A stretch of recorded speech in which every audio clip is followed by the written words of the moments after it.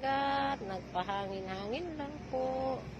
Mga madam, mga ka-reels, dito po ako sa tabing dagat today sa may pantalan.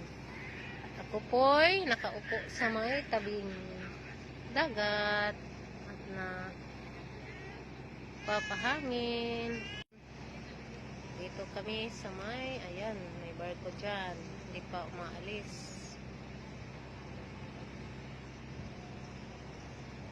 Dito ako nagre-relax pag ganitong oras. Punta kami sa pantalan para magpahangin-hangin lang. Hello, ayun. May barko doon. Good evening po. Good evening sa inyong lahat.